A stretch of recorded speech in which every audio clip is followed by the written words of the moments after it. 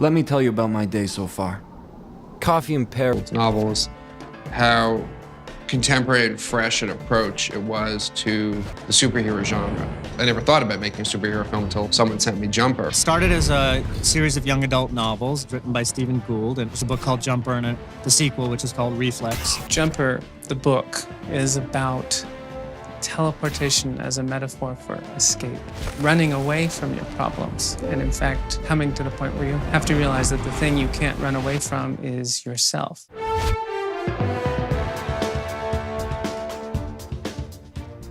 Jumper is to the superhero genre what Bourne is to the action genre, and that it's just a sort of reinventing of it. What we haven't really had yet is a movie about a superpower, a supernatural, a science fiction universe that is grounded and real and emotional and honest and human. I was absolutely working through my own issues when writing that book. Davy's father is an active alcoholic, abusive alcoholic, and my father, thank goodness, is a recovered alcoholic, and there's definitely really personal issues.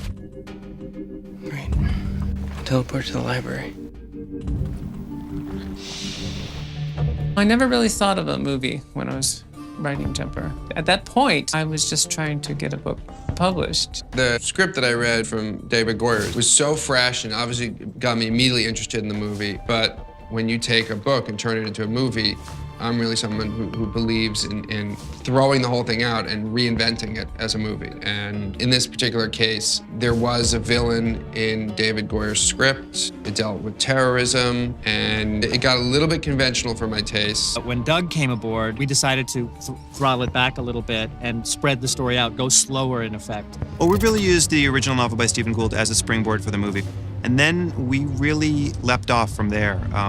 Doug Liman, Lucas Foster, and I spent months and months and months in Doug's apartment in New York before I ever put any words to the page. We felt it was important to develop a kind of a alternate history, if you will, of the world, where jumpers have existed for thousands of years and had an impact on human endeavors. One of the biggest creations we constructed for the movie that wasn't really in the books was the idea of these hunters, the paladins, having hunted jumpers for thousands of years. And they've been around policing the universe to some extent, so that people with this kind of power couldn't abuse that power. We've kind of built a Bible for the movie that goes way beyond what you'll see on screen. I mean, we figured out backstories and research and mythology that goes forward and backward in time, you know, several thousand years. That ultimately is the war that's in Jumper. Doug and Lucas Foster and Simon Kinberg have a very collaborative process before we even get to filming anything. And so while they're going through all of their, backstory and setting up the characters, they're including us in that process and seeking our input as well. They want, an actor to feel comfortable in his character. And so in order to do that, you have to be creating that character together. The ideas got so large that they really couldn't fit into, one or two movies. They needed to evolve over at least 3 movies.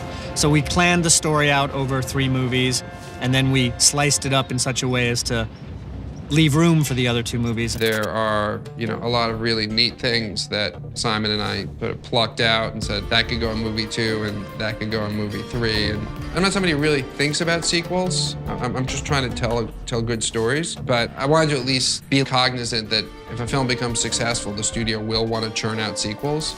So we actually spent a fair amount of time plotting out 3 movies. We quickly kind of went off-piste of the books, and started to really expand the story in amazing ways. I was aware quite early on that they were diverging fairly heavily from my book, but I don't have a problem with that at all for several reasons. First of all, books are not movies.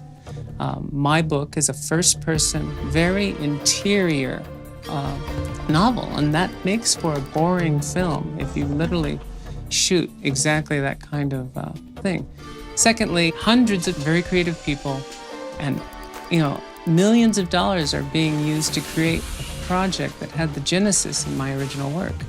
And that is just incredibly cool. Stephen Gould is a very flexible and creative guy, and he's been working to generate a prequel book that'll come out just before the films come out. Griffin actually isn't in the book. He doesn't appear in the book, so this is a totally brand new idea that they came up with for the film. Griffin is both the sidekick and the mentor to David's character. We needed somebody who was a part of the jumper world who could impart some of that mythology to David. Who are these people? Paladins. Paladins kill jumpers. I kill paladins. Class dismissed. He sort of operates like the Han Solo character with Luke Skywalker and also the Obi-Wan Kenobi character. He is both the sort of rogue and he's also the teacher and the mentor. So how long you been doing this for? Doing what? Driving. No, jumping. Since I was 5. 5? Yep. The idea was pretty much I would take Griffin from when his parents are killed to sometime before the movie. Griffin has people coming after him trying to kill him from a very young age. The Paladins are trying to kill him, and they essentially hunt him and his family for 5 years before they actually do kill his parents. And so we have someone who's got a much rougher time of it than Davy.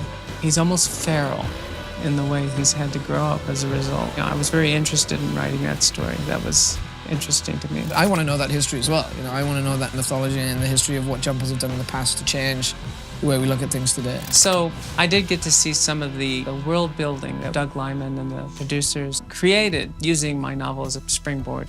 I got to see little treatments of the history of the Paladins and history of jumpers. You know, there's so much to explore, you know, conceptually with teleportation that, you know, you can't just do it in one film. And it continues. It's not a static thing. It's a living, breathing thing that we're continuously evolving. We're learning about the movie as we make it, and we're learning about how complex it is to be a jumper. And there are elements coming in later movies, if hopefully we get to later movies, that have a time element to them. I don't want to say too much about that, but it's very cool. This is 100% Stephen Gould's story. It's just reinvented as a movie. And there's the famous quote, and I think the author was Kane, the guy who wrote The Postman Always Rings Twice, who said, when asked, how do you feel about the way Hollywood has ruined your books? And he said something to the effect of, my books are right there on the shelf. There's nothing. They're exactly the same as they've always been. Hollywood hasn't done a single thing to them except, and he didn't say this, but this is where I come in, tens of thousands, if not more, people will be reading those books for the first time because of this movie, and that is really cool. Hey, it's Lisa here with some behind-the-scenes trivia. Now, the first recorded use of special effects as we know them was done in 1857 by Oscar Rieslander. He took 30 different photo negatives and combined them into a single image. This was the first example of the montage print. Now, if you haven't already done it, remember to click here below to subscribe or on the side for more great content.